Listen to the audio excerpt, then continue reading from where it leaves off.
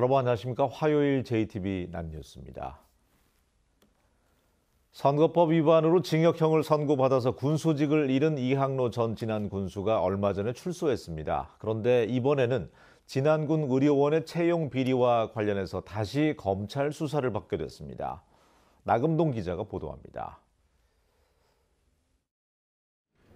이항로 전 진안군수의 채용 비리 의혹은 5년 전으로 거슬러 올라갑니다. 이 전 군수가 군수에 당선된 2014년부터 이듬해까지 특정 인물들을 진안군 의료원 직원으로 채용하도록 압력을 넣었다는 겁니다.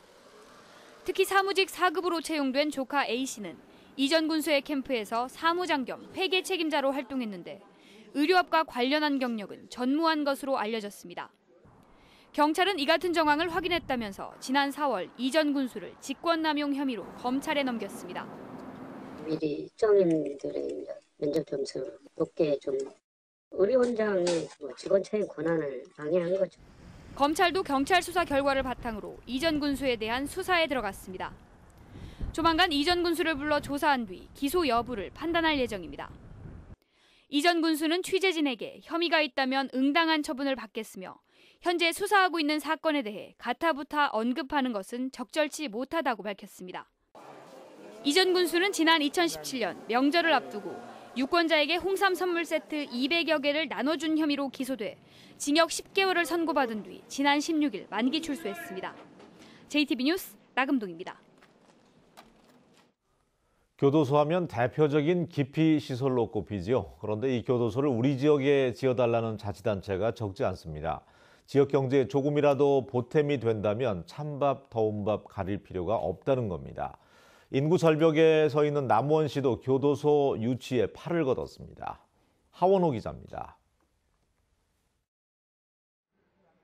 3년 전 문을 연 정읍교도소입니다. 500여 명의 수용자를 관리하기 위해 교도관과 일반 직원 200명이 상주합니다.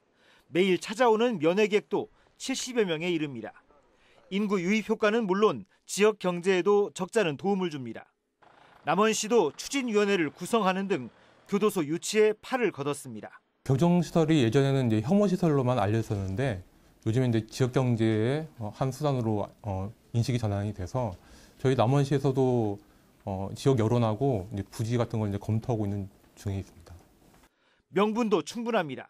법원, 검찰청사가 있는 도시 가운데 교정시설이 없는 곳은 남원과 강원, 속초, 경남, 거창, 충북, 영동 등 4곳인데 속초와 거창은 교정시설 건립이 확정됐습니다. 시단위 자치단체로는 남원시만 교정시설이 없습니다.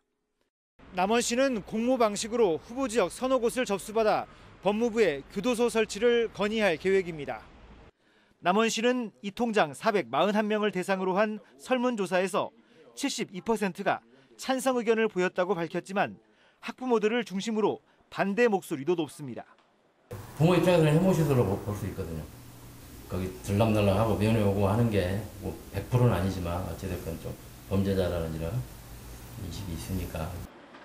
4년 전 교도소 유치를 추진하다 주민 반대에 부딪혔던 남원시는 여론조사 등 주민 의견을 폭넓게 수렴하겠다고 밝혔습니다. JTB 뉴스 하원호입니다.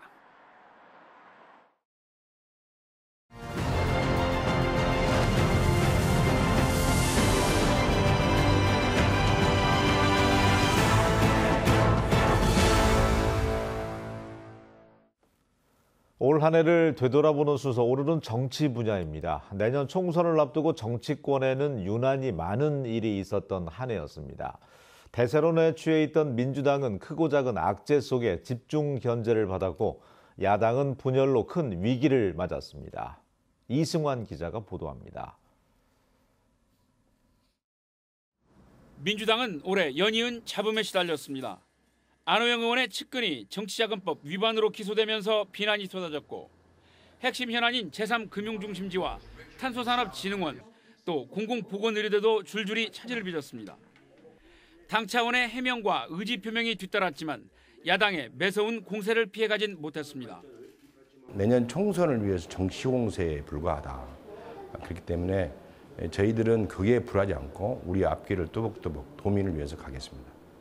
민주평화당은 국민의당에서 갈라져 나온 지 1년 5개월 만에 개파 간 당권 경쟁 끝에 또다시 살림이 쪼개졌습니다. 비례대표 선정권과 공천권을 내놓아라. 당 대표직을 내놓아라. 지난 1년 동안 단 한 번도 그 원로 정치인은 정동영 대표로 인정한 적이 없습니다.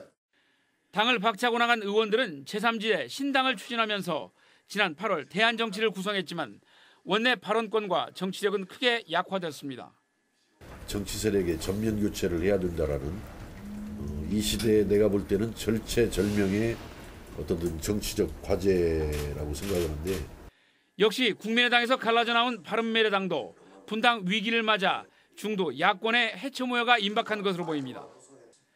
제1야당이지만 전북에서는 그리 입지가 넓지 않은 자유한국당도 2년 넘게 비어있던 도당 위원장을 임명하고 총선 조직 정비에 분주한 한 해였습니다. 따뜻한 한해국의 겨울을 지나면서 생각하십시오. 대한민국의 미래는 자유한국당에 있다고 결정해 주십시오, 여러분. 지방선거 때 전북에서 가장 높은 지지율을 얻었던 정의당은 2년 만에 당원을 3,800명으로 2배 가까이 늘렸고 당의 간판들을 잇따라 전면에 기용했습니다. 리더십을 인정받았고 정의당의 지방자치위원들을 다수 당선시키면서 전북에 정의당의 뿌리를 내린 인물입니다. 국민의당 출범 이후 다당제 구도가 자리 잡은 전북 정치권은 이딴 분열과 정의당의 선전 속에 내년 총선에서 더욱 치열한 경쟁을 예고한 한 해였습니다. JTB 뉴스 이승환입니다. 반려동물 산업에 박차를 가하고 있는 임실군의 반려동물 지원센터가 생깁니다. 군산에는 무녀항으로 접근하는 도로가 2년 만에 개통됐습니다. 주혜인 기자가 자세히 전합니다. 전국 최초로 반려동물 관광지를 조성한 임실에 반려동물 지원센터가 들어섭니다. 임실군은 2022년까지 80억 원을 들여 오수이견 관광지에 펫카페와 레스토랑 등을 갖춘 반려동물 지원센터를 건립할 계획입니다. 오수계에 대한 역사성을 가지고 있는 오수면에 반려동물 거점 사업을 육성하여 많은 반려인들이 찾아올 수 있도록 노력하겠습니다. 주민들의 오랜 수건 사업인 무녀항 진출입도로가 2년 만에 개통됐습니다. 군산시는 공사 기간이 부족해 그동안 고군산 연결도로에서 무녀항에 접근하는 도로가 없어서 주민들이 불편을 호소했다며 공사를 주관한 익산지방국토관리청과 협의 끝에 2차선 도로를 개설하게 됐다고 밝혔습니다. 남원의 농특산물이 뉴질랜드 수출길에 올랐습니다. 남원시는 수출시장 개척을 위해 25톤의 농특산물과 가공식품을 뉴질랜드에 수출하고 오는 29일까지 열흘 동안 현지에서 판촉 행사를 엽니다. 수출을 통해 남원 농산물의 우수성을 알리고 농가 소득 증대는 물론 지역경제 활성화에 적극 나서겠습니다. 순창군이 농촌마을을 기록하기 위해 마을 영상기록물을 만들었습니다. 섬진강변의 동계 구미마을과 덕흥마을 등 마을 5곳을 배경으로 제작한 영상에는 마을의 유래와 역사, 주민들의 소소한 삶의 이야기가 담겨 있습니다. JTB 뉴스 주혜인